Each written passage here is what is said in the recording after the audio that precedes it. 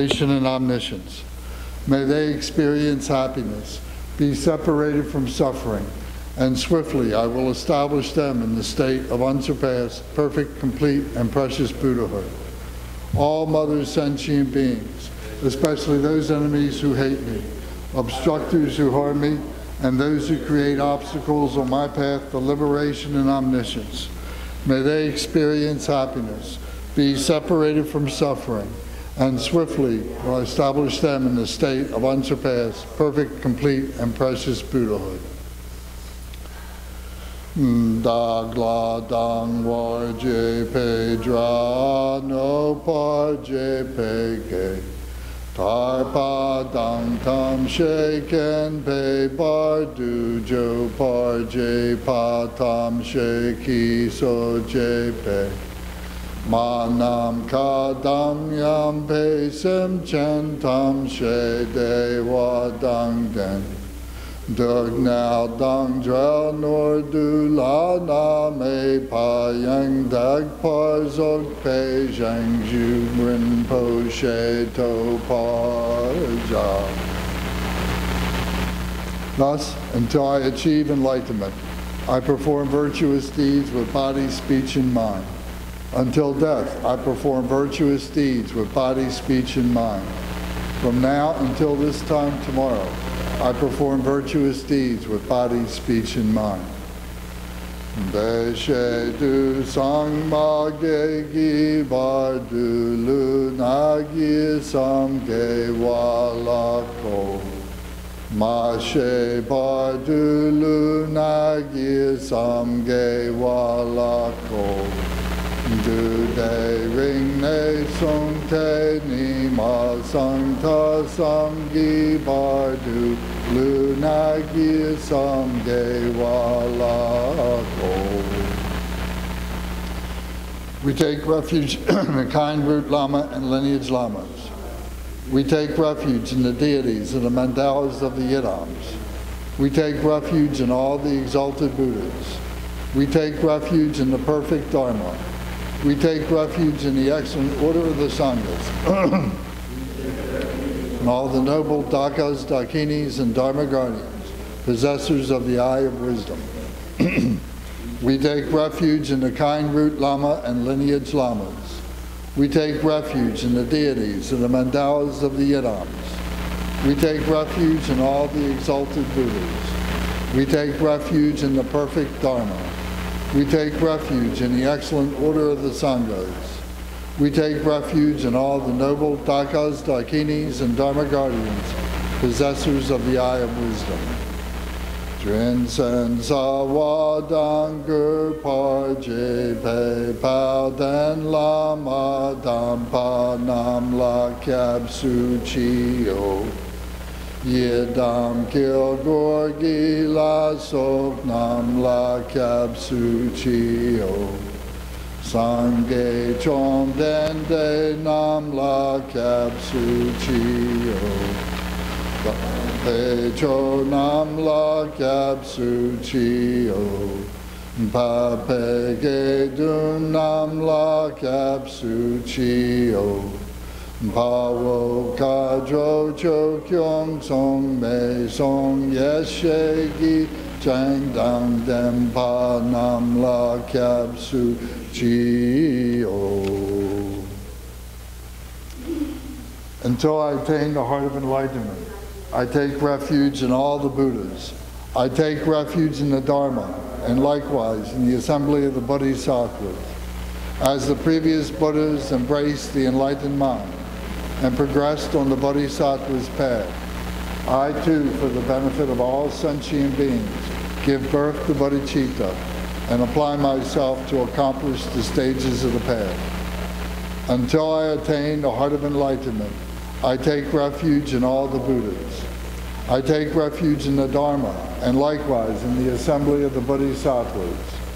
As the previous Buddhas embraced the enlightened mind and progressed on the Bodhisattva's path, I too, for the benefit of all sentient beings, give birth to bodhicitta and apply myself to accomplish the stages of the path.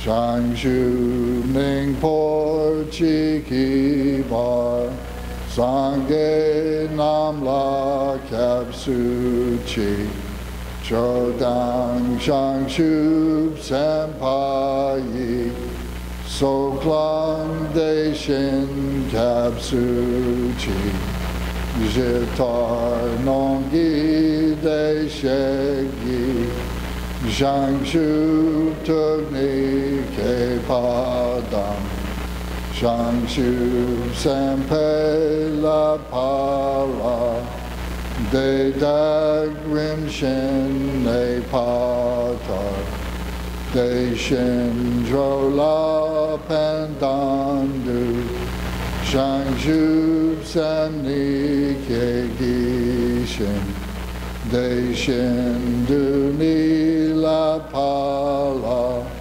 Rimpa Shindu La Pagio.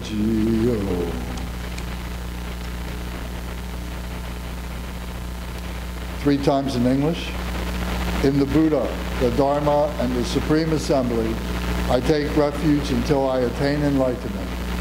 Through the merit of practicing generosity and so on, may I attain Buddhahood for the benefit of all beings.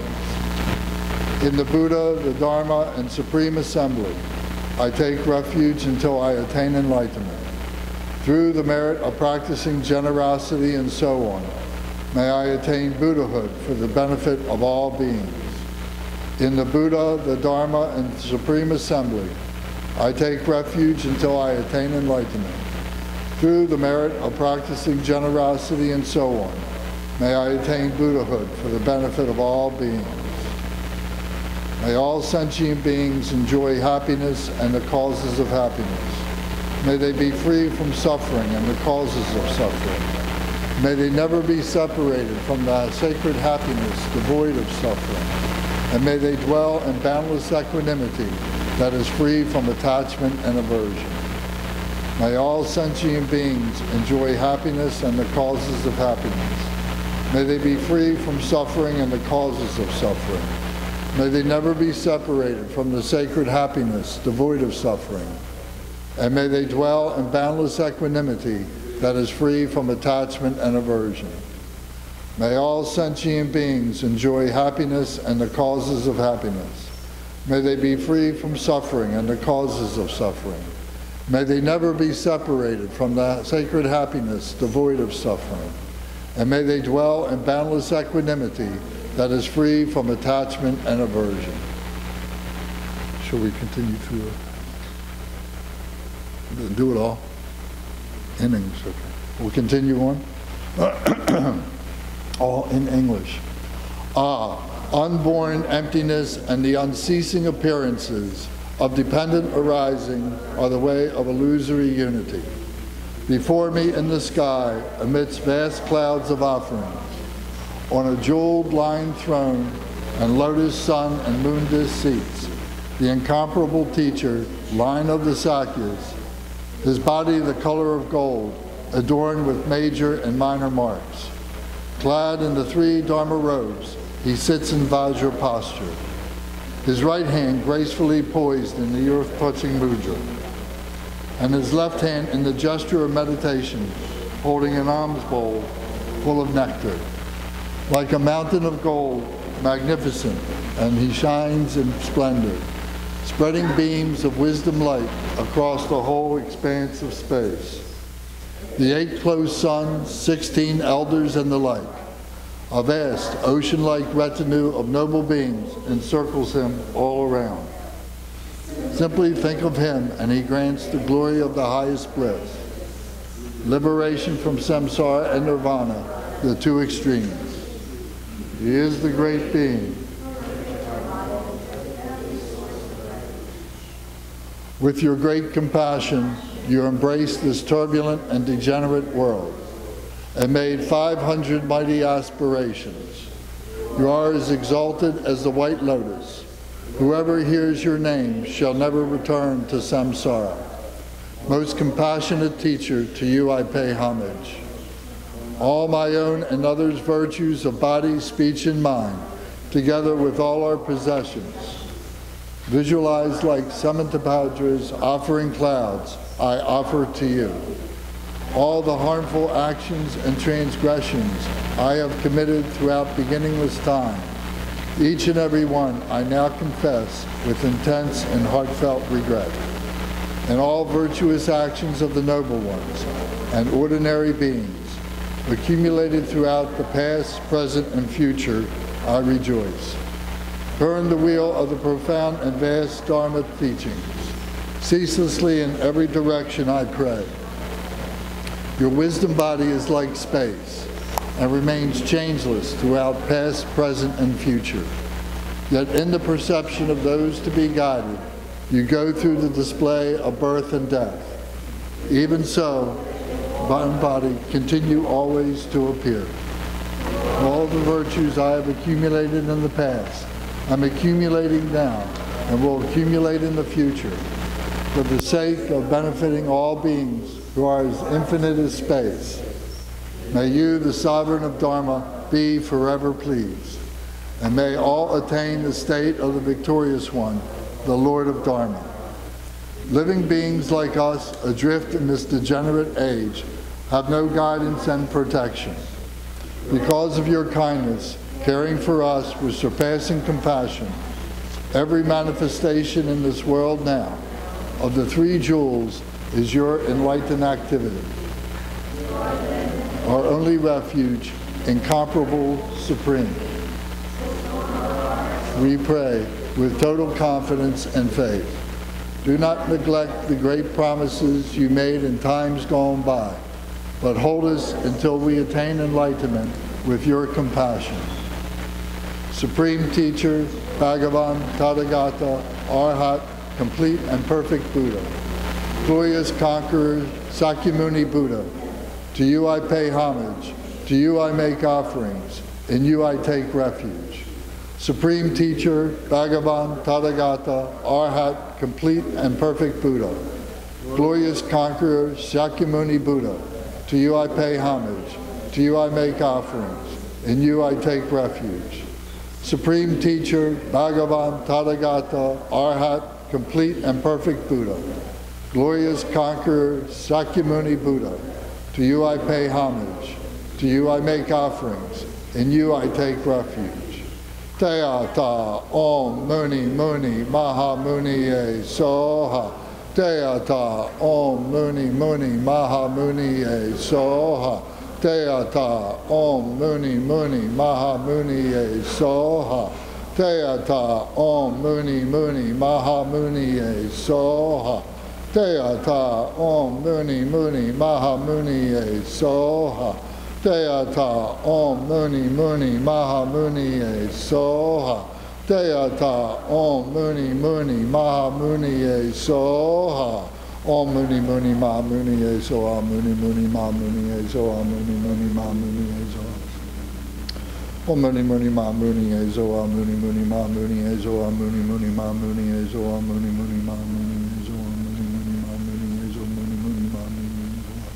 Om Muni Muni Ma Muni E Zoha, Muni Muni Ma Muni E Zoha, Om Muni Muni Ma Muni E Zoha, Muni Muni Ma Muni E Zoha, Om Muni Muni Ma Muni E Zoha, Om Muni Muni Ma Muni E Zoha, Om Muni Muni Ma Muni E Zoha, Om Muni Muni Ma Muni E Zoha, Om Muni Muni Ma Muni E Zoha, Om Muni Muni Ma Muni E Zoha, Om Muni Muni Maha Muni E Zoha. From the Buddha's body there emanates a great radiance of multicolored rays of wisdom light, dispelling our own and others' obscurations, and causing all the genuine qualities of the Mahayana path to arise within us, so that we get a perfection from which we will never return again to samsara.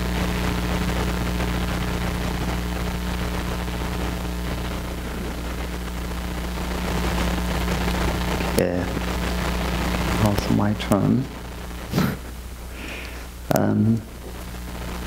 Good evening. And I'm going to talk about Lhabab Duchen. It's in Tibetan, which means that one of very special Buddha's activities performed in this day. And also related here, then I'm going to talk about a biography of the Buddha, a little bit. And then if we have time, then I would like to introduce what we chant, the sadhana Shakyamuni. Then my ear is too maybe small. Is it? Not too tight? I think so. Something. Okay, now I think now it's fine.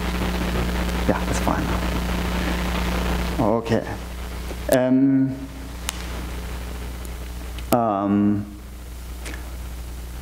In the general time, there are two ways we have to describe, and a relative way of describing the time and absolute point of view of time.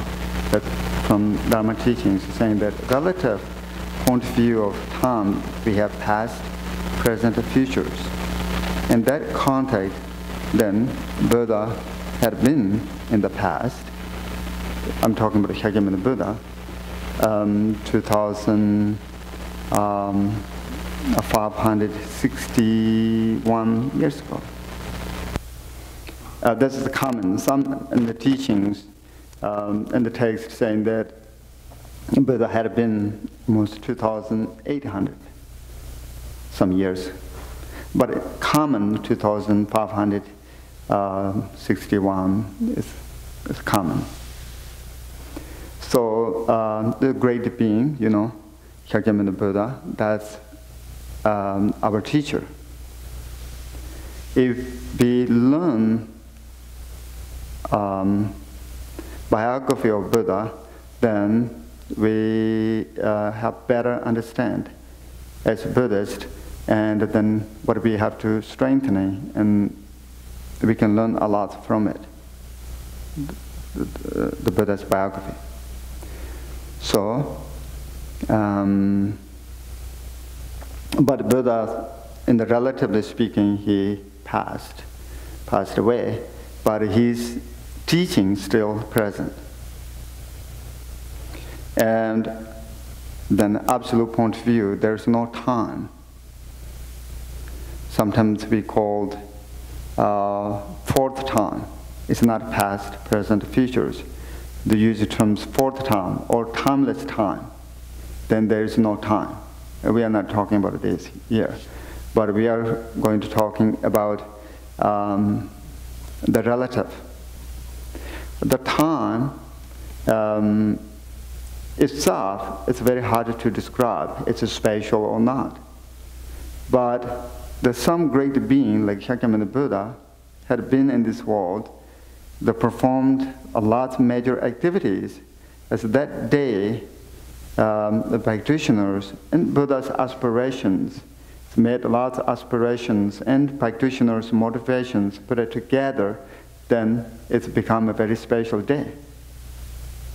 At that time, if we do meritorious activities, then we accumulated a lot of merit in quick time.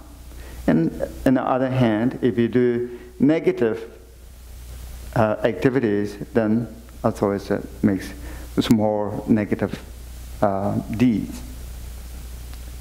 If you do positive, then we can make a lot accumulated merit, very short period of time, sometimes saying that 100,000 times. Because the time that day, Buddha made a lot of aspirations, blessed, and as practitioners, we are cultivating or motivation to put it together, then it works. Everything is interdependent. There is no such phenomena, something truly existent. It's interdependence. Auspicious and interdependence. So it's just general how it works in this phenomena. And then, so now we as Buddhists, it's millions people following the great master Shakyamuni Buddha. We have to know his life. And the Buddha Shakyamuni, so one way we can say a founder of Buddhism in this time. But in the just general, he is the fourth Buddha, enlightened beings. In this fortunate, we call it fortunate eon, in this eon, at this time, so there are 1,000 Buddhas that's going to be in this world and teaching. This our Shakyamuni Buddha is fourth one, right? Then this Buddha, was born in Lumbini, which is right now is in Nepal. It's some sort of border of India and Nepal, and was Princess Siddhartha. His father, so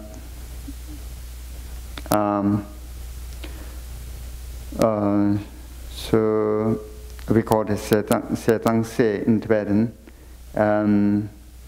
Sadhudara, something like that, in Sanskrit. Yeah, Sadhudara. And his mother is Queen Mahamaya, Jumalhanji in Tibetan. And then his father was king at that time. And his father has two brothers, younger brothers. And so that's the characters of the Buddha's family. Of course, Buddha is not, God, but he was reincarnation of the God, one particular God. God means that we have 6 realms, right? God realms, jealous God realms, human realms, and so forth. His previous life was in the one of God realms. As there was, we called it Lhabab Duchen in Tibetan. I don't know, it's Sanskrit as a name. And just it's one of bodhisattvas. And then he reincarnated to the world.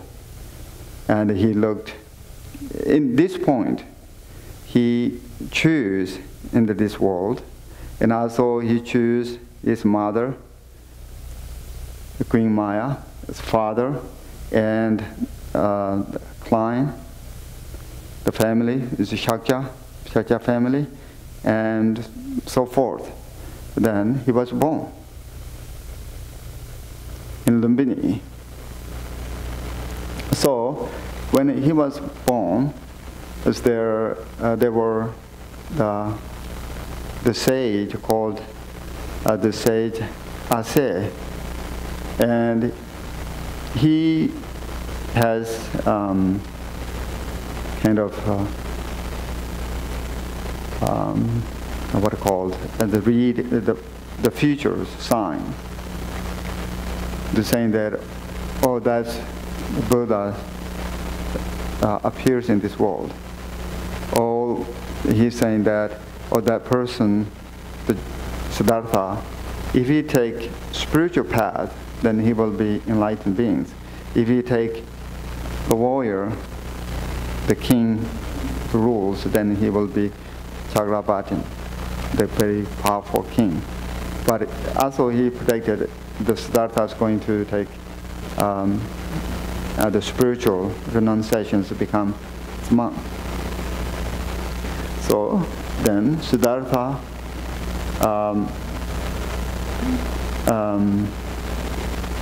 has a cousin, and the cousin, his name is Devadat. He is the main players in Lord Suttas, the tower maker. So you know, he's the tower maker. He's Buddha's cousin, one of Buddha's father's son, father's brother's son. He's a little bit older than Siddhartha. Before Buddha, Devadatta, he's the only one child everybody treated well. That's very nice for him. When Siddhartha born, he's what called? Yeah, he was jealous with Siddhartha. He's become more grumpy and makes lots of trouble. So everybody doesn't like him. Everybody likes Siddhartha. That makes trouble for him. So then Siddhartha learned a lot, the reading, writing, the archery, and the trainings at that time. And they're Devadatta too, together. They learn together. Siddhartha is very compassionate, naturally compassionate person. He doesn't want to hurt anyone. Even Devadatta, his cousin, is a mean spirit, want to hurt or injuring him, even he doesn't want to hurt him. It's naturally just compassionate person. As one time, Devadatta killed the sheep, the swan, and the Siddhartha saved. As they have big troubles, the kids, then of course their families involved, and they're in the court, and then there are two sides, you know, Devadatta and the Siddhartha. They're just kids fighting, and also it makes families troubles, and the kingdom makes problems. Then that's why I'm telling, he is very compassionate and also very wise. Then Siddhartha is saying that if you shoot, it doesn't mean that bird belongs to you. He's want to save the bird.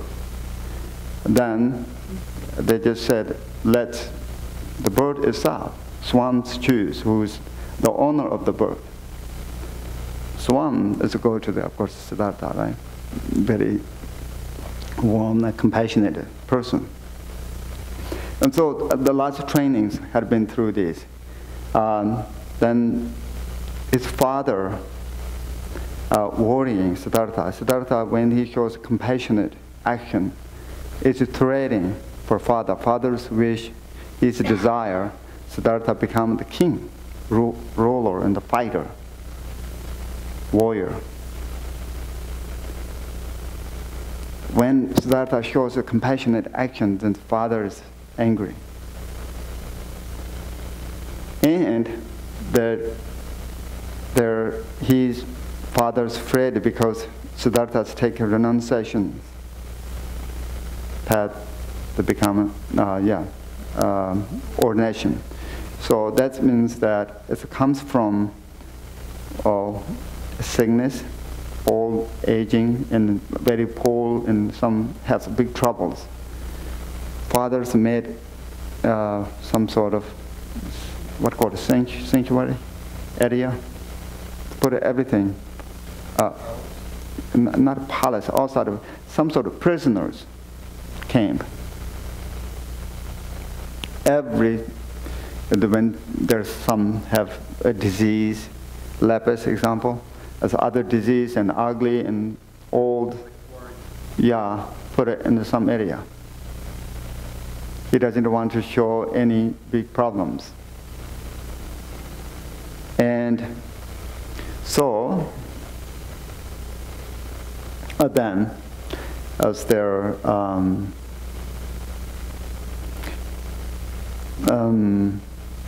then Siddhartha, he is a very intelligent person.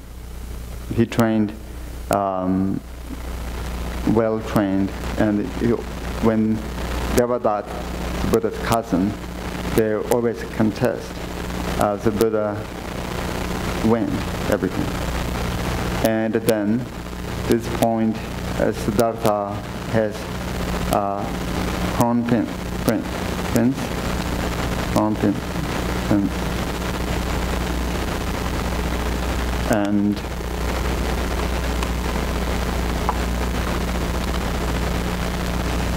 Devadatta more jealous. He's a greedy, angry person, very strong. Of course, he's a cousin of Buddha. He looks like a Buddha too. He looks like a Buddha and greedy. Then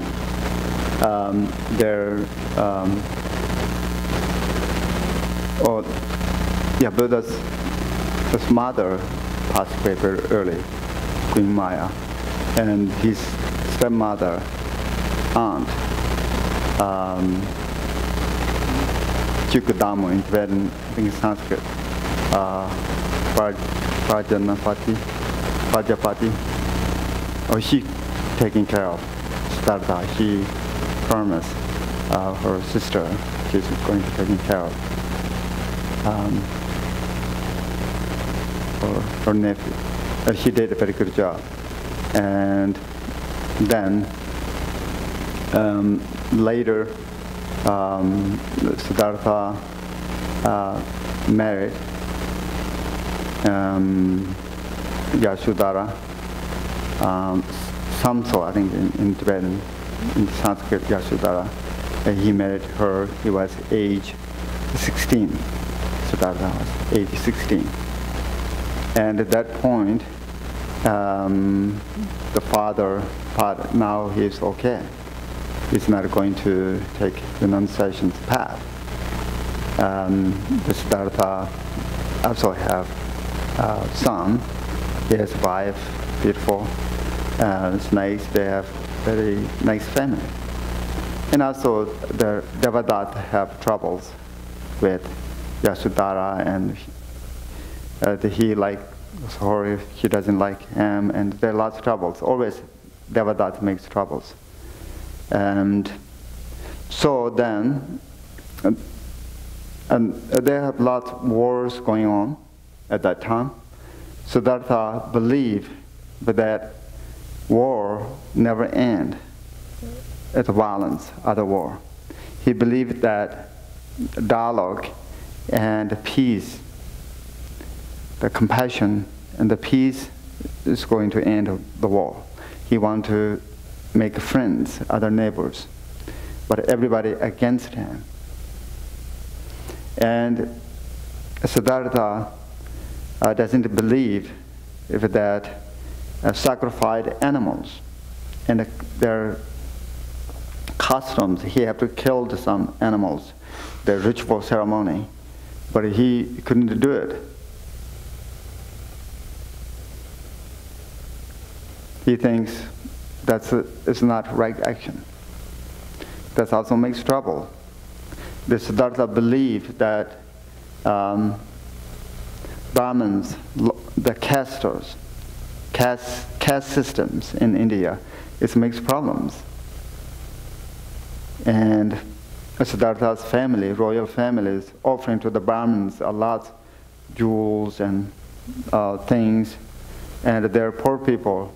They don't get it. Siddhartha he doesn't want to give it to the Brahmins things. He wants to give those things to the poor people. That also makes troubles. Then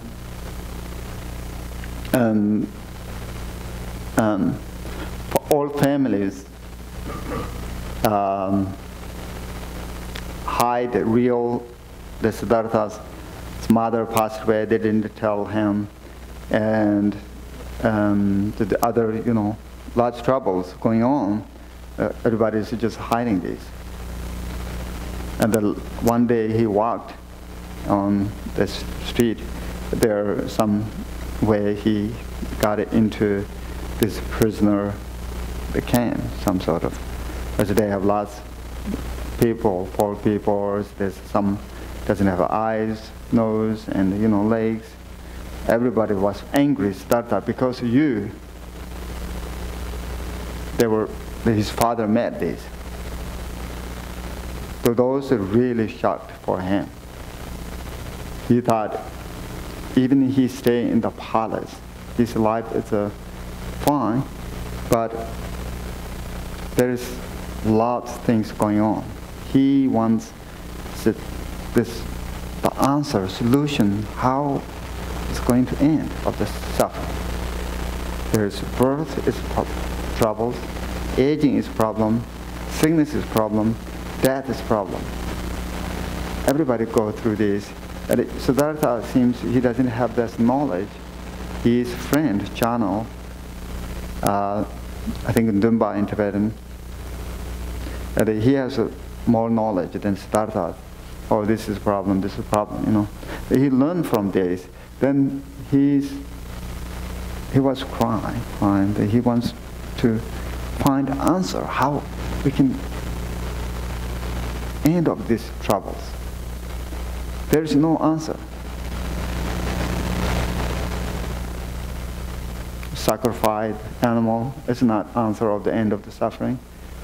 Offering to the Brahmins lots of goals and everything, that's not answer for him. And so then, of course, he's talked to the Yasudhara, his wife, and she also some sort of agrees Siddhartha. She has a vision. Siddhartha has some sort of light, you know, so forth. So then he left. Decided he want to find truth, answer, and he received a lot of instructions, teachings. Of course, at that time, as a Hindu, there is no Buddhist. He's the first, the founder of Buddhist, right? There is no Buddhist. And so he received a lot of teachings and then he meditated.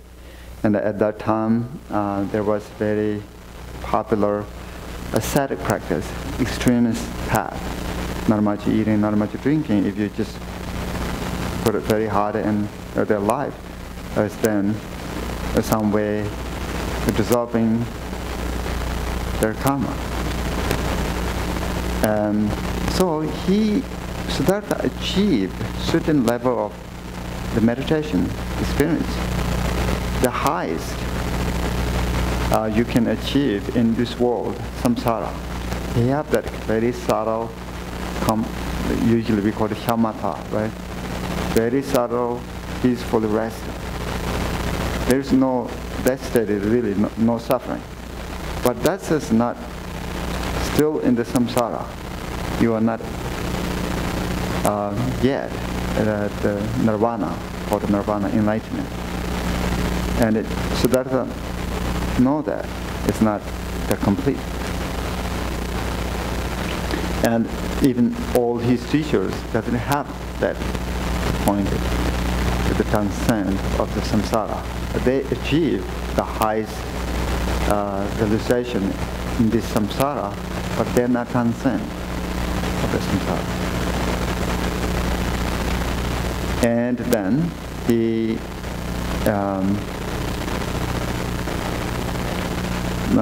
was meditating Niranjana River. If you go to the Bodh Gaya, it's very close.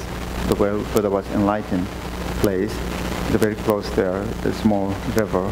As there were Buddha and other path, his friends, they meditate together. They agree they don't drink and eat, a little bit of drink, of course.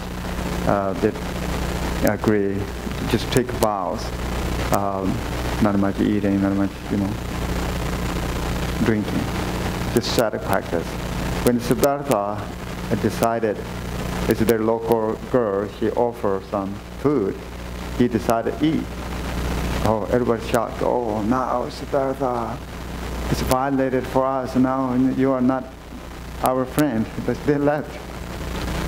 The Siddhartha continuing and meditated. He left a little bit, then sit under the Bodhi trees, continue meditating.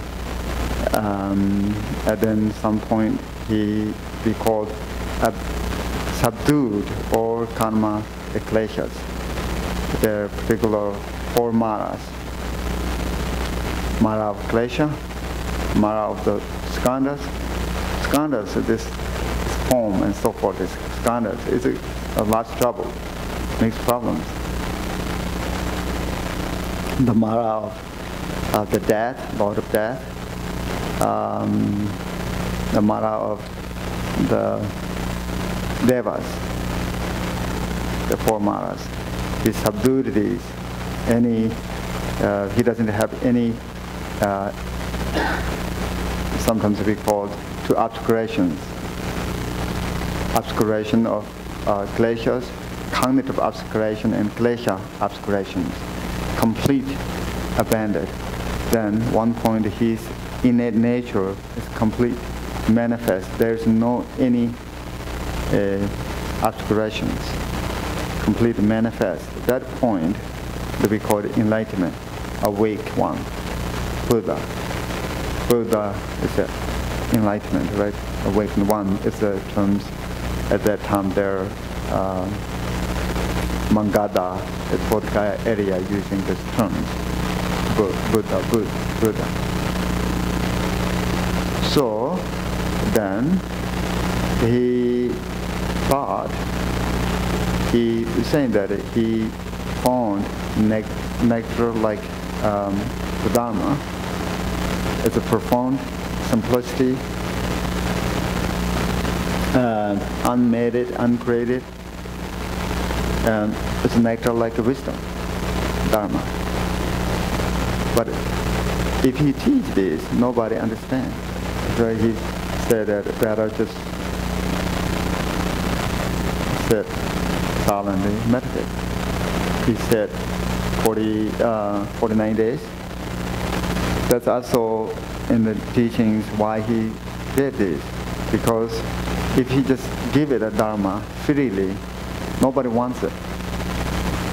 If it's the kind of value of the Dharma, someone have to ask him these precious teachings. So then, there Inda and the king, and this is all stories, you know, the king of the god runs king, Brahma and Inda, they ask him, please turn in the well of Dharma, you was enlightenment for the sentient beings. They offer that you have here, that the one of them, I think the Brahmins offer this the 1,000 spoke well of the Dharma, and the others offer the conch, left-hand conch. And then some say that they're both turned to the deer, or some said listeners' deers came in there. The later is turned to the symbol of the turn into well of Dharma. If you see these, you know, 2 deers, and their center there, the Dharma wheel. It's you can see it's lots in the temples and the tags everywhere. So symbolic of deers, male, female. Then Buddha, he agreed, he's going to teach. He said, yes, he's going to teach. What do you know? That's basically of course, he's looking the answer. And then Buddha has omniscient. He looked, where is the disciples? The best disciple was his teachers. He has 2 main teachers that he received lots of meditation instructions. They have the highest, the samadhis. But his teacher passed away. The second choice is that his friends, they meditate together 6 years almost, but they have also very high some sort of realizations. And then Siddhartha left from At this point, we don't call it Siddhartha, now called the Buddha. Sometimes we say Shakyamuni. Shakya is his family's name. And then he left from Bodh Gaya. If you go there, Bodh Gaya, maybe next time, the Bodhi tree is set under the Bodhi tree. Bodhi tree is still there. And behind the Bodhi tree, there one small statue. Statue look at in front, like meditation posture. Great Tibetan scholar Kende Chimpa is saying that that is a symbolic statue of after the Buddha was enlightened, as said, 49 days. Then he walked. Is there few footprint of the rocks there? You can see, and in the Bodh Gaya. And then he left from the Bodh Gaya to the Saranath. And his friends saw him. Of course, Siddhartha is coming. But they're saying that, oh, Siddhartha is coming, we have to ignore him. Nobody respect him and nobody talk to him. But Siddhartha is closer and closer. Everybody stand up, respect him, prostrate some sort of. What was happened to Siddhartha? Then the Buddha is saying that he was enlightened. Of course, they recognized then. And a lot, those is, it's not a Buddhist, of course. It's a Hindu practitioner, but it has lots of spiritual journey. Later, they all turn to his disciples. Lots of Buddha's disciples become just Buddha's, Buddha's disciples. And former their Hindu practitioners. When they see Siddhartha has really high realizations, then they turn to his disciples. And he taught first Four Noble Truths. And there are 5 only human disciples. A lot in the teaching said that God first training the world of Dharma. And some just immediately achieved very high realizations, become arhat. That their realizations we call Dharma realization.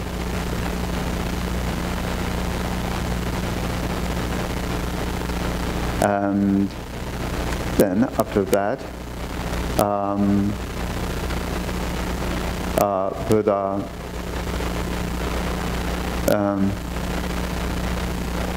taught many years, 45 years. Second return in the well of Dharma is in virtual Peak Mountain, very close to Bodh Gaya, the site of Nalanda University.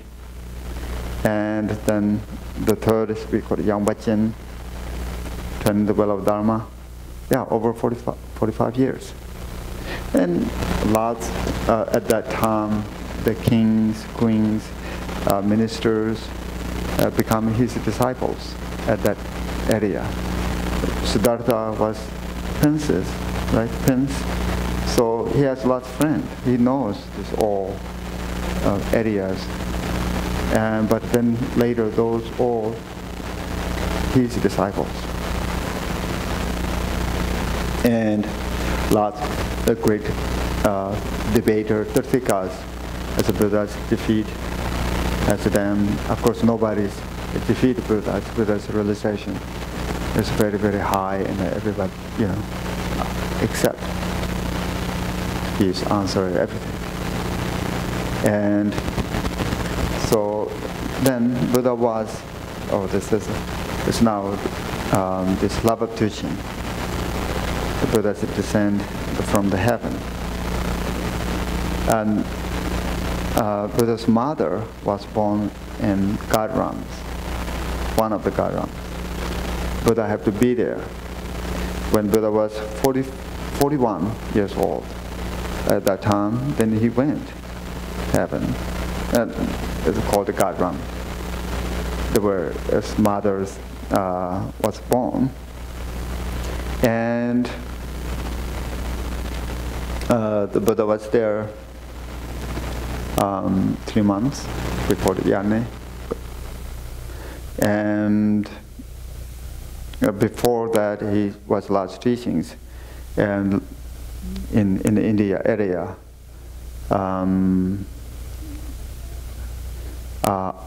Ajatasattu is very angry person. Hated, angry. He killed his father. But he met Buddha's teachings. He subdued. He's the best disciple of the Buddha. Angulamala, the horrible person. He met the bad teacher. The teacher jealous with him. Teacher told, showed the wrong path, saying that if you killed, I think 100 people, then I will give you some profound instructions. He believed it, how he was ignorant, very thick, ignorant and stupid, very strong person. He killed, he's saying that 99 people. Then he met Buddha. He wanted to kill the Buddha. Of course, he can't kill the Buddha. Then later he turned to the Buddha's disciple, become monk. So Ajatasattu, Machida in Tibetan, and other great kings really miss Buddha because 3 months he wasn't there. And he asked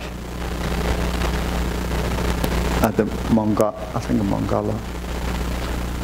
some Buddha's disciples, where's Buddha?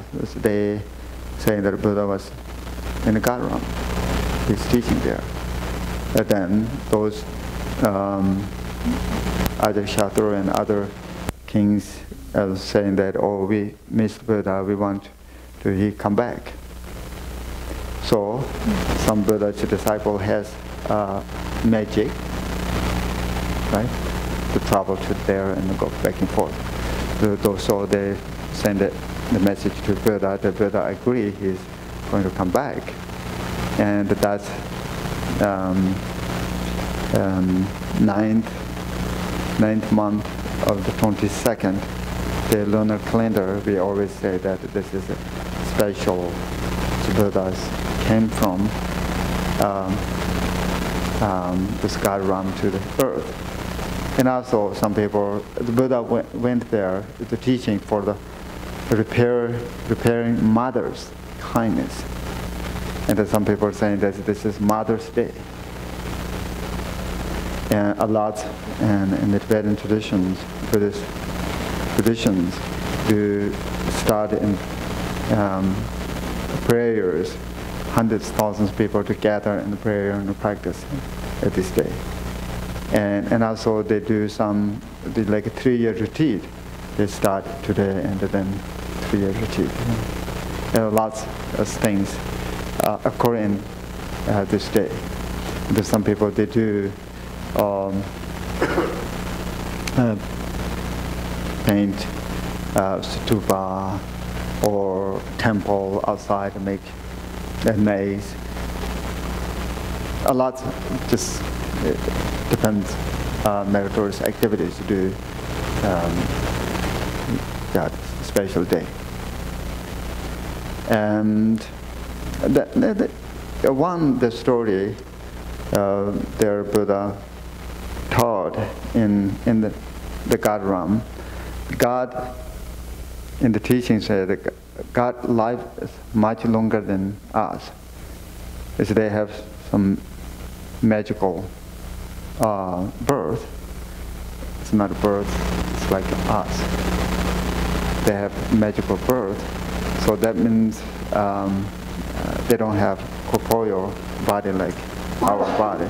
They have light and live long. And when Buddha was there, God, of course, is not permanent. It's thinking beings and samsara, aging and death. They have death. The sign, the later their smell from the body, and losing their light, the body. They don't like them, some sort of stuff. Said some sort of a little bit boring. A lot of sign of that death occur. And God has supernatural, to see the future. Called supernatural, right? Supernatural power or something like that. Yeah, supernatural. Need it, I think, to drink water. And so the one of God.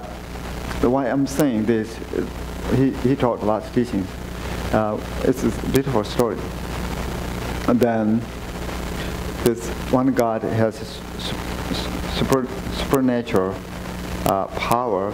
He sees he's going to die, and he's going to take a rebirth in a human realm, the pig. And someone's going to kill him. He's going to eat dirty things. He doesn't want that. He was upset, worrying. Then some saying that, oh, here's the Buddha now. We can ask him. Then that person went to the Buddha, asking him. The Buddha saying that, he has method. Have to take refuge in the Buddha and Dharma and Sangha. That's where you enjoy, take a rebirth in lower realms and animal. He took refuge, then later that the God dead, take a rebirth in, of course, it is India, right?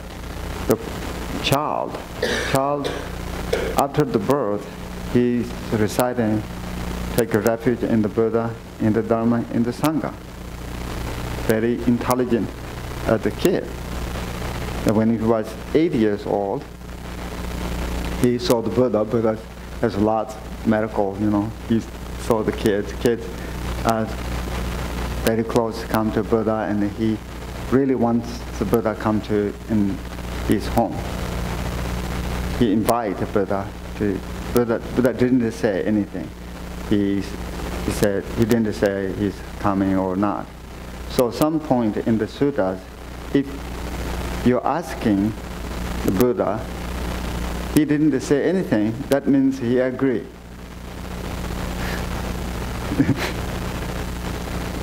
If you said, are you coming tomorrow? If he didn't say anything, that means he is going to. And so Chad and his families prepared for the Buddha. The Buddha came and offer a lot food and clothing and so forth. So that means that to take refuge in the Buddha and Dharma and Sangha, to save, to close the door of the lower realms, rebirth in animal realms. That's one of this story of there. So,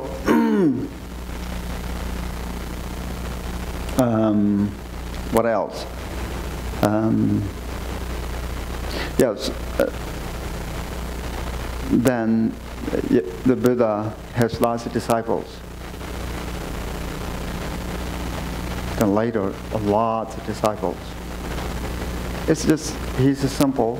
He usually not fancy. He doesn't want, power. Just beginning, his motivation is not wealth and power and some, material, worldly, possessed things. Does he avoid? That his life is very simple. Bamboo, small house. And also he's not stay one place. Just go one to the other. So he travels a lot. And then resting and he taught as many teachings. It's not always he's teaching it. His disciples stand up asking him, then he's giving some teachings, and then he go to the families, the holding begging bowl, they get the food and bring back, and sometimes just after they eat, wash the feet and the clothing, then just have them meditate. Very simple life. So then, not end of his life. His kingdom, his father and his wife and his stepmother, some sort of mother, they're always waiting Siddhartha come back. Then they heard that Siddhartha was enlightened, become a monk. That point, Yashodhara, his wife, he wants to take spiritual path too. And his father was very, very upset. My father, the son, is destroying the family. He was angry. He sent messengers. Buddha had to bring back his palace. And when he sent messengers to the Buddha, when they see him, then they want to stay there. They want to come back. The best of his minister, called Charka in Tibetan, later he was a troublemaker. He's a very smart person. He saying that he wants to become a monk, but before that you must come back in the palace. The Buddha accepted that, agree. So, and then Buddha came in his home. His father has some sort of arrogant. And so, there are lots of miracles. So the Buddha came, his home, then he not stayed a lot there. Then he left. He just took a small, simple life. And so his son, Rahula, and so he came, visit to him, he's become monk too. Now, Buddha's cousin, which is that Buddha's father, has two brothers, right? One's Devadatta, one of his cousins, Devadatta, other there are three. And that's why I'm telling what was happened at their kingdom. And Devadatta, he's always jealous, still is not letting go. But other Buddha's cousins, they also become monk. The three cousins, one is the Ananda. And then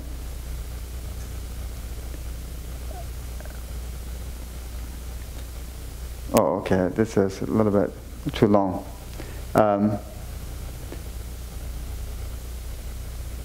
Then Buddha's wife, she wants to take a spiritual journey, renunciation. Buddha first, he didn't accept that. Then his mother, Buddha's father passed away, and he wants to take a renunciation, which means a spiritual journey. Then Buddha accepted. Then later Yashodhara, Buddha's wife, she became a nun. And Buddha's aunt, stepmother, she became a nun. They all very strong Dharma practitioners become arhats, which means have high realizations. And then Devadatta, he hated Buddha. He wanted to destroy it, his legacy. Now Buddha was very popular. He's influenced everyone. He wanted to get the throne and king. He didn't get it. Once Buddha's cousin, he was monk, but later he took back monk robes. Buddha, he advised him, he's become the king of the country. Buddha saying that he has all characters. He trained, and he's the younger cousin has become the king. And Devadatta still hated then. He wanted to kill Buddha, but of course he can't. But later what's happened, he wanted to become bhikkhu. Buddha accepted. He pretended some sort of, his motivation is not renunciation. His motivation is want to hurt Buddha's legacy. He want to separate his sangha. He want to make Buddha's bad. He tried in many ways, all failed. Everything failed. But then later, he was almost dying. Then he took refuge in the Buddha Dhamma Sangha. He regret. There was a regret. And he also just not bad, the end of his life is not that bad. Devadatta. So then Buddha's, of course, Buddha's life is long. He taught the second turn in the web of Dharma, which is the Hat Sutta and others, Vajjanaparamita Suttas, a lot of teachings. It's main emphasizing emptiness, fundamental nature of reality. Describing. Then he third trend in the well of Dharma. He's talking about a lot of the qualities of the Buddha, the Buddha nature of one's mind, this wisdom part of his mind, so forth. And the Tantra, Tibetan Buddhism, Tantra is the category of the third trend in the well of Dharma. Allah's the pure visions, so forth. It's a very profound, lots of teachings. He's not extraordinary person now. Is just complete enlightened being without any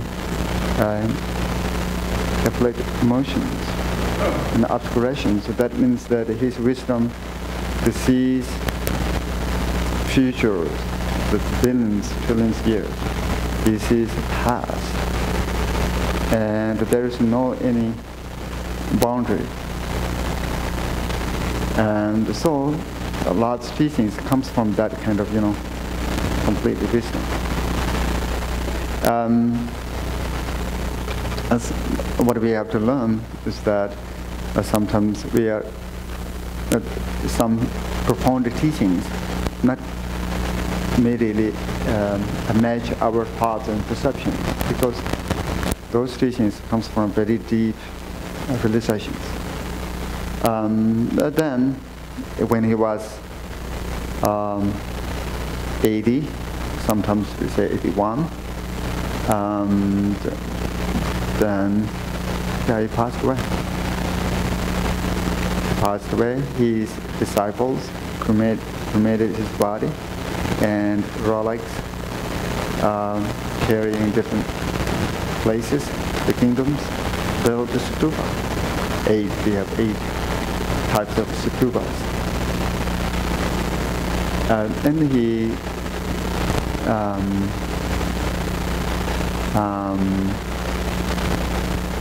saying that in the future, remember the Buddha to go to and his birthplace and enlighten the place, turn in the well of Dharma, those places, as he some sort of recommended to organize, so forth. Yeah, that's it's a brief. It's not as Buddha's biography. And some in the common we say 12 Buddha's major activities. But yeah, that is a brief piece for life. And now we have lots of teachings. We believe that he spoke 2 languages. In some teachings saying that Buddha, he gave the lectures and the teachings. He has extraordinary abilities that every disciples, different types of beings, listening in on their language. Animals is hearing in the animals' language. God hears their language. The humans, we can hear our language, human language. The different types of the beings receiving their own language for the teachings. And but in the general, he speaks 2 languages, Pali and Sanskrit. The Pali tradition is the Theravada schools of the Buddhism. At Sri Lanka, Burma, Thailand, those traditions. It comes from Pali tradition. And then he spoke the Sanskrit language. There's the Mahayana Buddhism. Vajrayana Buddhism is category of the Mahayana Buddhism. Then Chinese Buddhism comes from that. And then Japanese, Korean, that comes from China. And the Tibetan Buddhism is also related to the Sanskrit tradition. And in Nepal, I think there's Sanskrit too. Buddha Dharmas went to many places, different languages, translated into the different languages. Right now, in Tibetan Buddhism, we have Kanjur and Tenjur. Kanjur is Buddha's teachings, and Jur is translated to mainly Sanskrit into Tibetan, over 100 volumes. Started the 7th century. Dharma king called Songtsen Gampo. At that time, the first translator, Thomas Sambodasam, this is just a story. How they translated from 7th century to many centuries. That now we have over 100 volumes, large collection of his teachings, wisdom. And that is the Dharma scriptures. And then we have lots of commentaries from India. A great Indian pandit wrote this beautiful commentary. The sutras, Buddha's teachings, lots of stories. There's some teachings is just very clear. Many teachings have lots of stories. It's like a transcript. Some, not all. Many, his teaching like a transcript. How many people are there? Who's main disciple? Where Buddha's located, what he was doing, and who was his main disciples asking if the disciples stand up or sit, or do they prostrated, what kind of question to answer. Then Buddha, what he answered, or expressions, his body posture, was he smiled, or was he, what he did? This all, just to put it together. That's what's happened after the Buddha's passed away.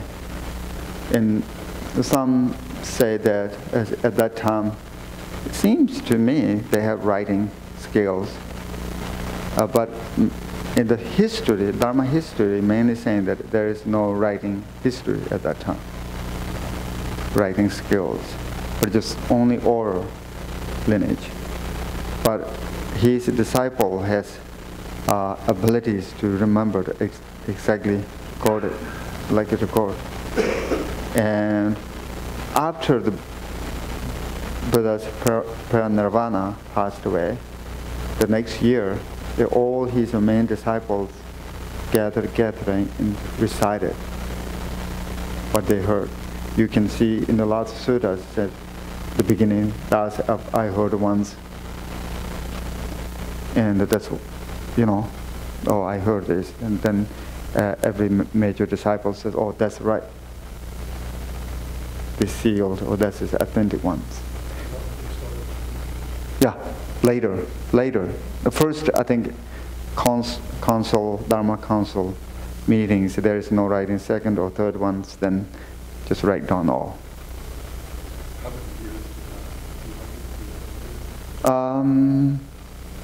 Whole, complete, I think 200 years takes.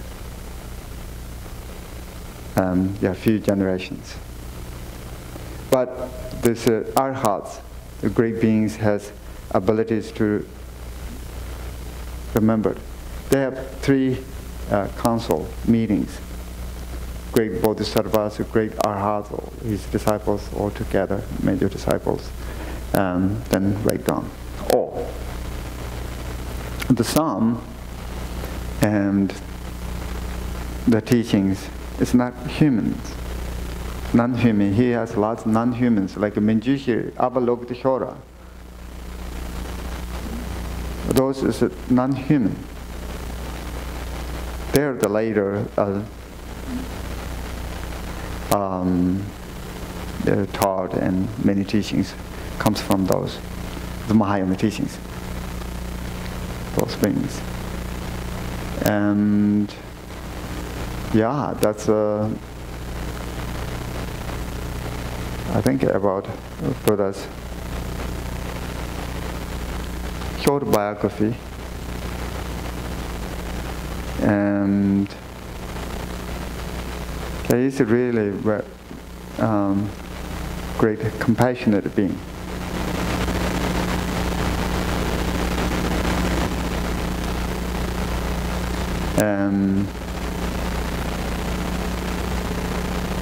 So yeah, if you have any questions, then I'm happy to answer.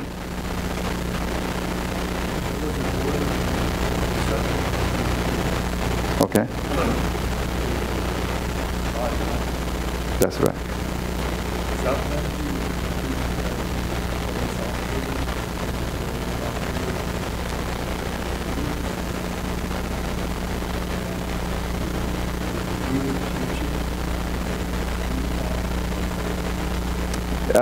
Different Buddha families, that's related to the third. That was related to the third turn of the well of Dharma, like a Vajrayana.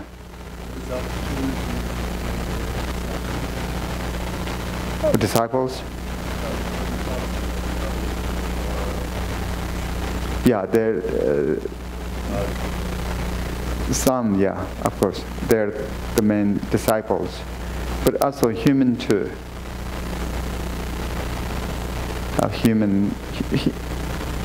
The Vajrayana teachings, he not publicly give the last Vajrayana teachings. In the history saying that it's a very secret, not public. He prophesies in the future it's going to be in the public. And there's someone like he prophesied, Pema Sambhava example. He's going to teach Vajrayana, so forth. But one of his disciple example, Vimalakirti Sutta, it's amazing. And he is a great Mahasiddha, even in the suttas. If you look, it's not related to tantras, but in the sutta, it's their great being. It's very interesting. Brahmalakirti Sutta, he appears as a lay practitioner. He is lay practitioner, rich business person, and also has lots of powers. It's like a great Mahasiddha, even though nobody has his abilities. Or Brahmalakirti, Tami Chakpa, Tamameva Chakpa in Tibetan, Brahmalakirti, Sanskrit. Yeah, there are few versions, translations into English. One, I think Chinese version to the English. There are other Tibetan version to English. Robert Thurman, he translated. Maybe other, I don't know. Yeah, it's a very beautiful text. If you read this, then we have some better ideas of those Vajradharas in the Vajrayana teachings. And also Brahmalakirti is part of the Vajrayana teachings. There he is the order of the human, order of the Tantra teachings. Yeah.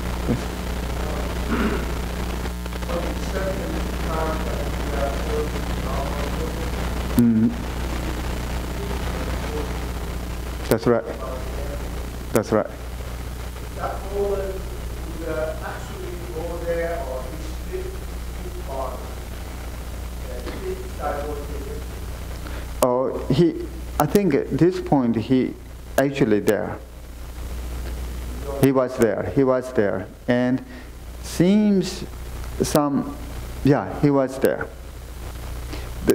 Now we are talking about when he was in the Bodh Gaya, then Saranath, and the Virtue Peak Mountain, and he travels a lot these areas.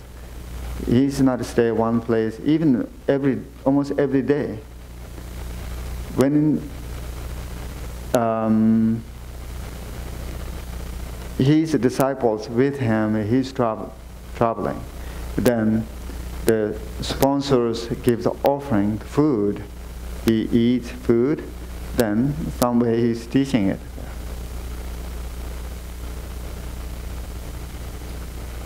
Yeah, he's actually was there.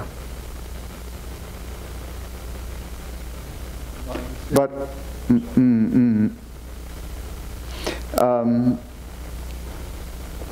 sometimes, yeah, we have a little bit cautions because Virtue Peak Mountain, if you go there, it's very small, narrow places, and in the teachings is thousands, right?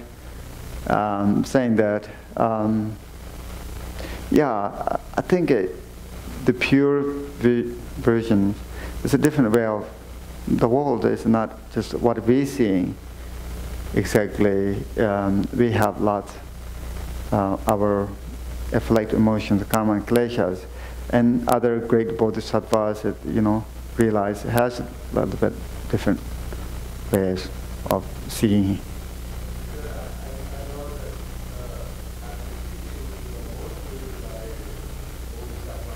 Yeah, right.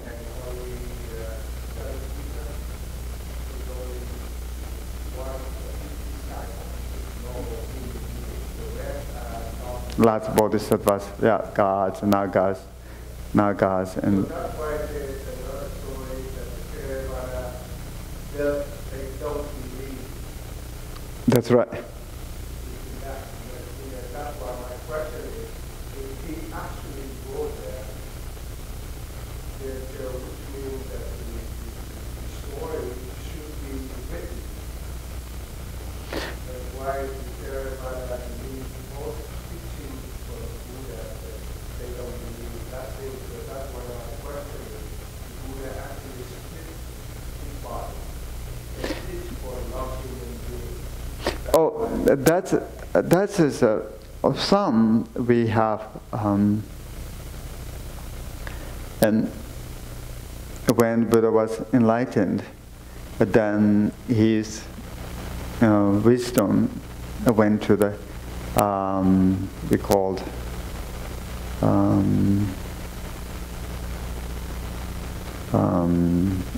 Sambhogakaya realms, as a turn in the well of Dharma there. Some we have teachings, but and when we are talking about the like Hat Sutta, then he was there.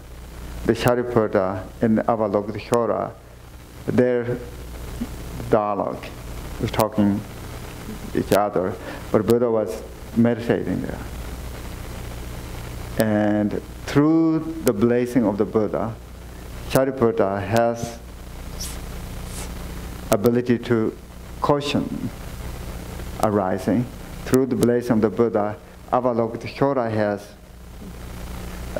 ability to answer the profound teachings. That's why even it's not directly words of the Buddha, Hat Sutta, mainly it's all Shariputra and Avalokiteshvara. But through the blessing of the Buddha, that means it's considered of the Buddha's teaching.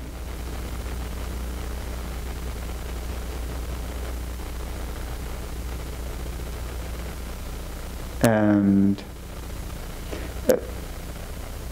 the large Hinayanas, we call it Hinayana, Theravadan schools, they're criticizing a little bit Mahayana. It's not authentic Buddhist teachings. But Mahayana teachings not always human disciples, like Avalokiteshvara you mentioned, the Manjushri and others.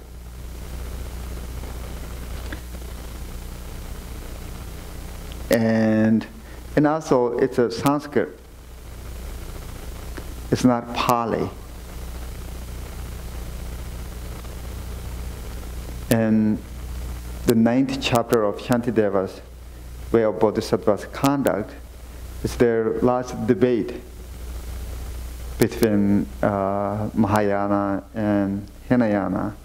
Hinayana criticizing those emptiness of teachings. It's not it's a Buddhist teaching because it doesn't make sense for them. It's form is exist. Buddha himself saying that form is exist. So now here saying the form is not exist. It's a contradict. So that means this is not authentic. It's just made up. This Nagarjuna and Vasubandhu, those teachers, it's made up. And Mahayana saying that no, it's authentic, but it's very profound. It's not regular audience perceiving these teachings. And some teachings saying that when Buddha was teaching emptiness, there are some his disciples was heartache and so forth. But it's Buddha has extraordinary abilities. He has lots of disciples. It's not all disciples human. If you look at Colophon said, humans, Nagas, gods, Asuras, Indras, so forth, they all rejoice of his teachings.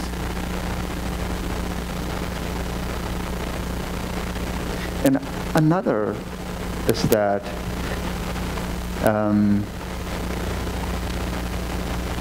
when Buddha's teaching, the Mahayana teachings, there are other realms, aliens, we call aliens, right? The visitors come to, he's receiving teachings. Some, like a Brahmalakita Sutta, when Buddha was teaching, there the stars shining, lining. Later there one the Bodhisattva, other realms Bodhisattva, came and receiving his teachings, and the Shariputra, of course, they have together, and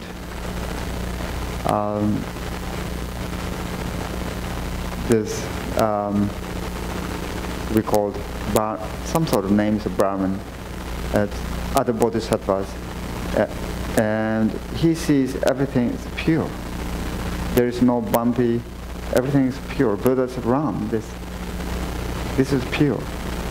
Shariputra was a little saying that no, that's not true. It's not pure. It's a bumpy. There are lots, dust, border, and everything. It's not just they have debate. Shariputra is not just ordinary. It's an Arya. Have lots of realizations, but still they see bumpy and troubles. They have debate. Then, of course, one sees it's pure, everything is perfect, and the other has just a different view. They ask the Buddha, which is right, which is wrong. The Brahman and great bodhisattvas comes from other worlds, has different opinions of the Buddha's realm. So they ask the Buddha, Shariputra and both. Then Buddha said that, Shariputra, what you don't see this pure world. It's your aspirations. My world is always pure. The Brahman's, what he sees is right. Buddha's blessed to the Shariputra, then he sees same as the other bodhisattvas. That's all in the teachings. A lot of things, it's related to the one's own mind and eyes, faculties, and so forth, karma and kleshas. This is, I can say, a few things about here. When you have happy and everything's doing well, then your world is alive and different than when you have angry, frustrated, and everything is just falling apart. At that time, you can feel your world is different. Similar, someone who's purified karma and kleshas, completely world is different.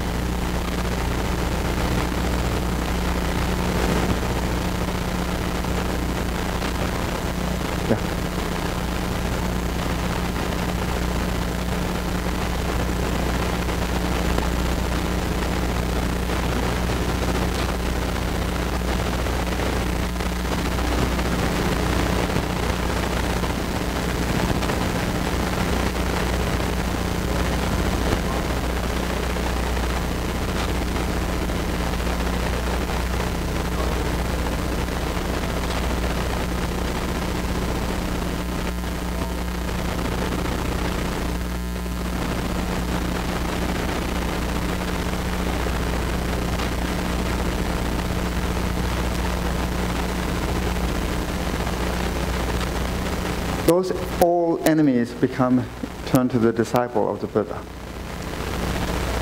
Other kingdoms, lots of kingdoms turn to the disciple of the Buddha. Non-violence.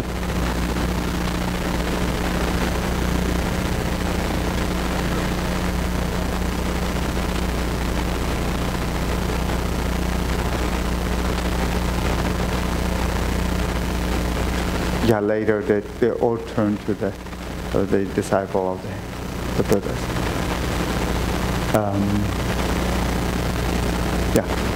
That's happened. All his families.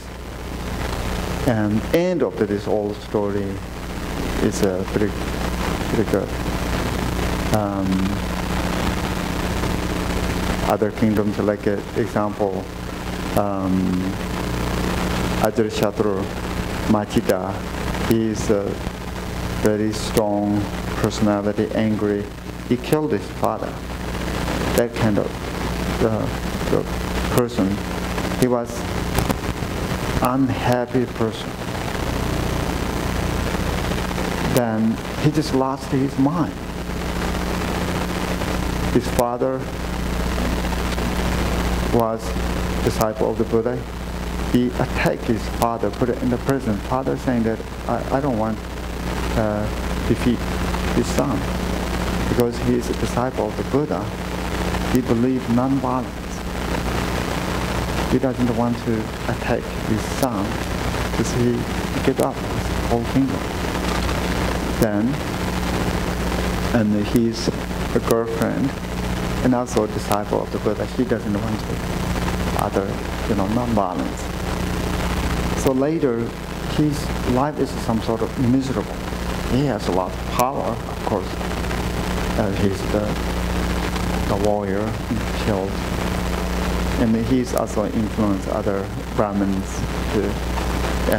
But then he was unhappy, then he lost his mind.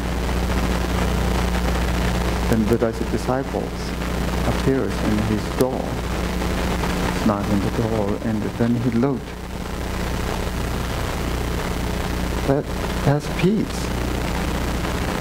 And he has questions, yeah. There's something. He sent some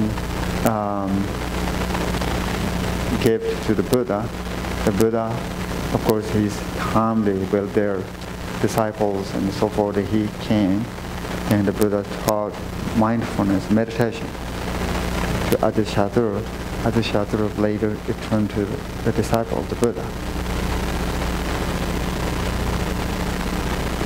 Then other kingdoms, this all just disciple of the Buddha. And they're peace. Some wars happened, but mainly it's peace. The hardest part is his cousin.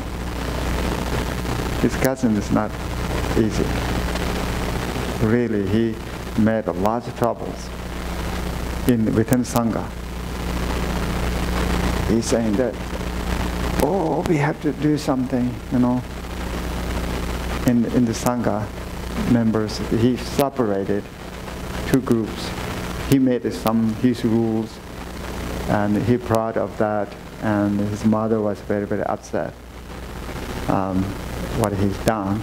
But of course, then Shariputra and Mongol Buddha, they're very skillful. They just talked to them and then put it together.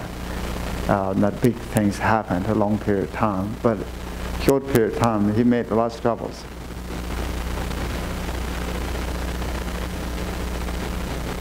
Yeah, please.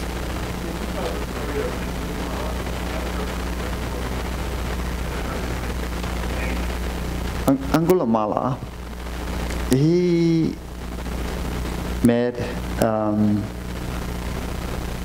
bad teacher, spiritual teacher. Some point, I don't remember exactly, jealous with him. Teacher thought if he killed a lot of people, maybe someone has killed him. His teacher doesn't want he alive at some point. So he believed it, what his teacher is saying. He's following that wrong directions. Killed a lot of people. Angula mala is this, right? Angula is finger. He killed the one person, then cut the finger, put it in made mala. His goal is 100 people. The teaching said that he killed 99 people. Last he made a Buddha. He wanted to kill the Buddha. Of course, he couldn't kill the Buddha. Then Buddha teach to him. Later, he's a disciple of the Buddha. Everybody, when see him, the local people beat him. Of course, he's the model. Then so now he's a bhikkhu. And Ajatasattu is the king in this area. He also the disciple of the Buddha. Then it's okay now. He's fine. Later he's arhat. He has power to help others. Yeah, those is Buddha's extraordinary abilities. Someone who's a stupid and ignorant person like Angulimala turned to the arhat. Someone who has very angry person like Ajatasattu killed his father. There's no compassion any. It turned to the great Dharma practitioners. And there are other Gurchong. Later he's become arhat. He's a stupid person. He couldn't remember any Om Ahum. He forget it. There's one saying Om, he forget Ah. But skill. Later he's become Arhat too. So that's saying that power of the Buddha and Dharmas, even this ignorance, angry, hated person is just become Arhat, an enlightened being. For us, yeah, of course, easy. We can say Om Ahum, any directions, easy.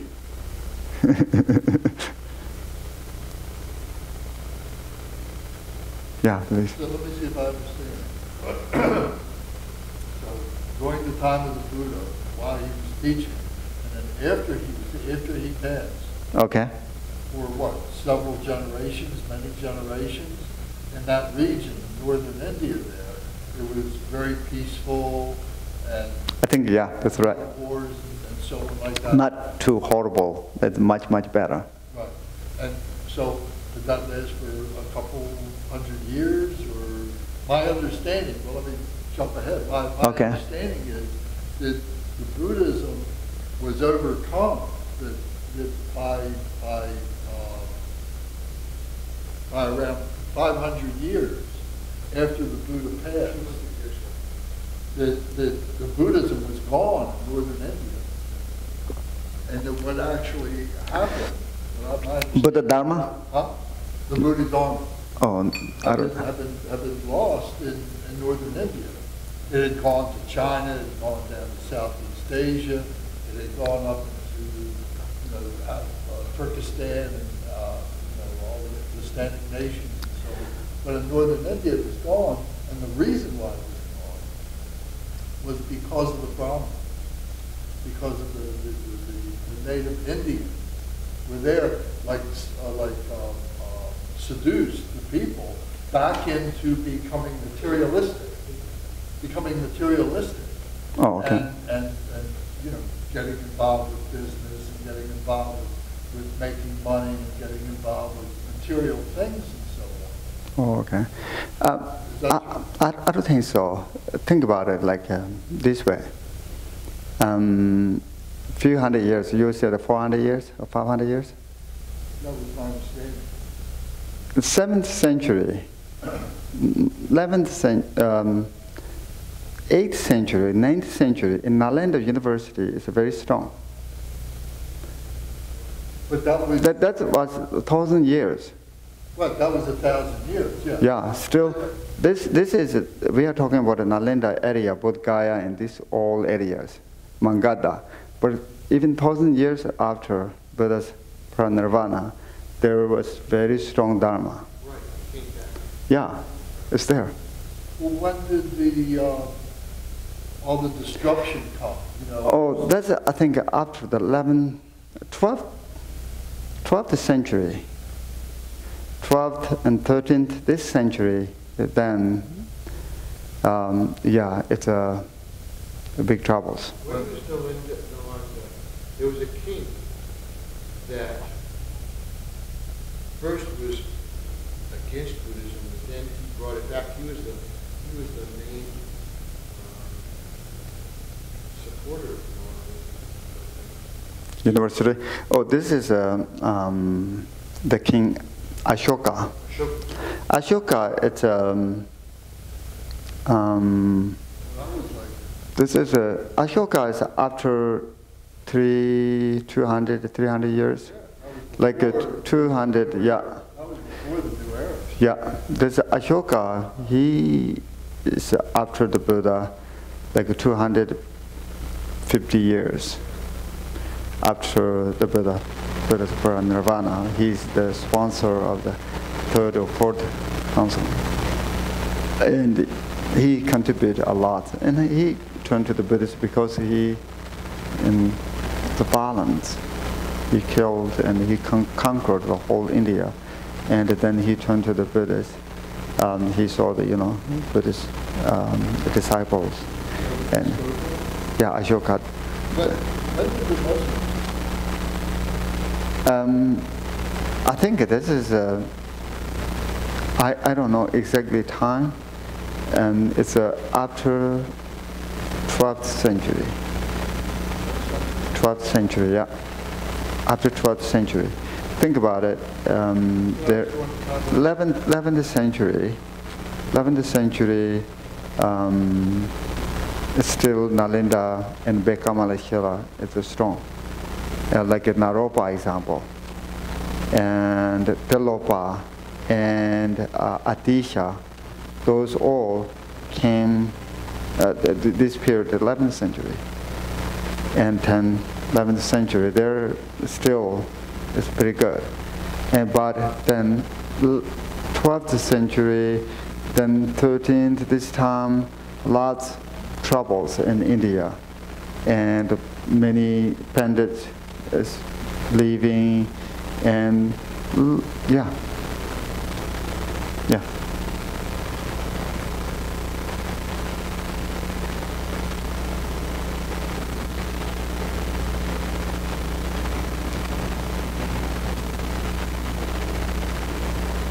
Then the translation, the Buddhism, Buddha Dharma, is all almost what exists in Nalanda University, Mahayana teachings, most translated into Tibetan. Later, they all burned in India, and also it's very hard to keep it, the text in India. India is the weather. It's very hard to keep it, those texts, and but particularly in the Vedic teachings. Mahayana teachings, they later translated into Chinese. We do have lots of editions, but Vedic teachings just not only in Tibet, complete. There is no any other language now. Vediyanas, they're outer Vediyanas, Kriya, Upa Yoga, inner Vediyanas, the Mahayoga, Anayoga, Ati Yoga, Mahamudra. This all is lost in India. There is no text, maybe few little bit, small pieces, maybe few chapters and so forth, but not very complete. It's all translated into Tibetan. Tibetan translators, when they translated, and they match exactly the Sanskrit, because Sanskrit at that time, 9th century example, King Tuzong Dechen invite 108 independent, the 108 Tibetan scholars, translators, they put it together, that they have group, and exactly created and made it for the Dharma language. And they all agree, measure, then they sealed by the king, saying that, oh, that's it, that's now we can publish.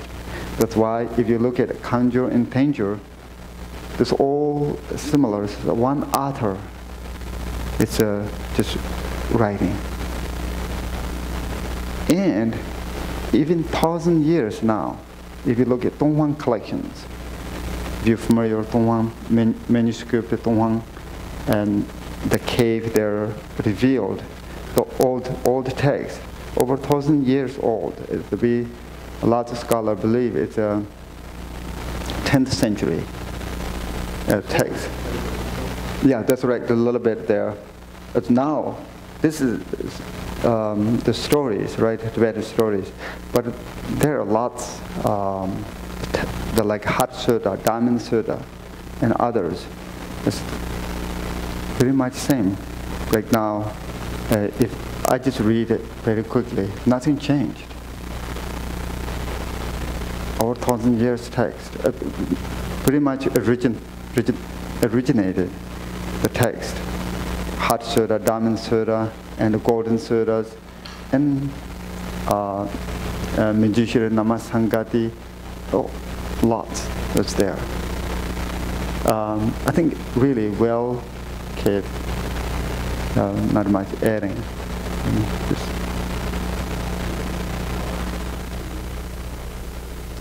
Yeah, it's a.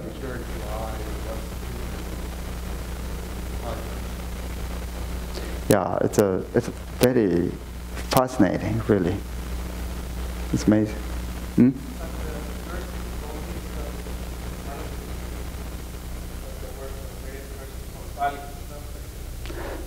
Pali to Sanskrit, I don't think so.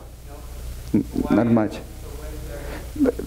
We saying that Buddha spoke 2 languages. When he just generally gave the public teachings, then it's a Pali. And when he gave the educated people, for example, high level of his disciples, then he gave in the Sanskrit, like Mahayana teachings. And even Hinayana, the glimpse of the Mahayana teachings is there. And like emptiness. They say that they have emptiness, they have bodhisattva, they do have bodhicitta, but not extend the past teachings.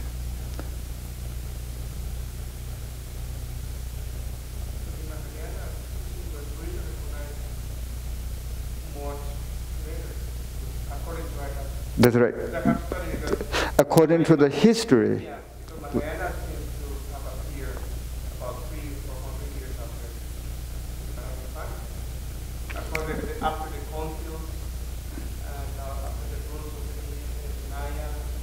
And some teachings, as when Buddha, this is Dharma history.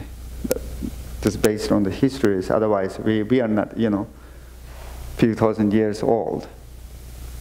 And this history is saying that when Buddha paranirvana, some main disciples, like Vimalakirti, after the 28 years after the Buddha's paranirvana, they gathering and then recited the Mahayana teachings, particularly some Vajrayana teachings. Yeah, this is a first council is after the Buddha's paranirvana. Second, I think 100. Yeah, Vinaya rules. Then it's after the few hundred years. That's right. All completely right. Don't particular Vinayana part of this.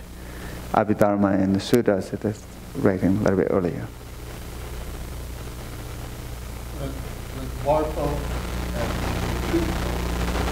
Yeah. That's right. That's right. That's right. Sanskrit. They were Sanskrit.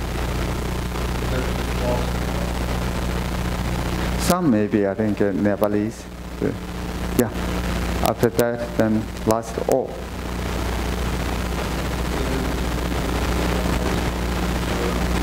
That's right. Yeah. This Donghua collections before the Marpa. Yeah. Donghua the manuscript is before the 11th century. Yeah.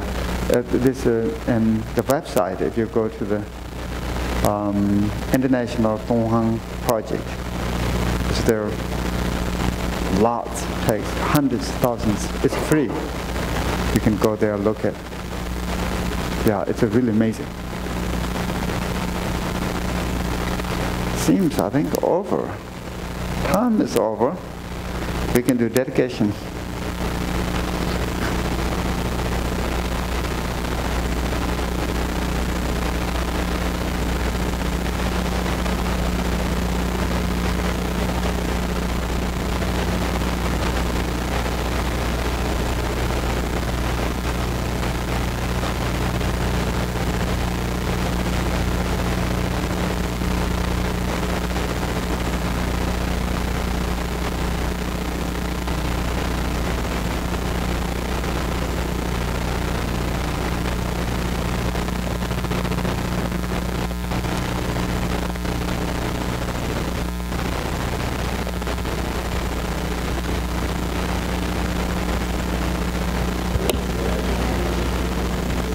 By defeating all enemies' confusion. May all who travel on the waves of birth, old age, sickness, and death cross the ocean of samsara. Bodhicitta, the excellent and precious bond, where it is unborn, may it arise.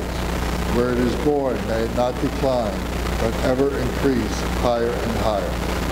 I pray that the Lama may have good health. I pray that the Lama may have long life. I pray that your Dharma activities spread far and wide. I pray that I may not be separated from you. As Manjushri, the warrior, realized the ultimate state, and as did Samantabhadra, I will follow in their path and fully dedicate all merit for all sentient beings. By the blessing of the Buddha, who attained the three kayas, by the blessing of the truth of the unchanging Dharma as such, by the blessing of the indivisible Sangha order, may the merit I share bear fruit. By the virtues collected in the three times, by myself and all beings in samsara and nirvana, and by the innate word of virtue, may I and all sentient beings quickly attain unsurpassed, perfect, complete.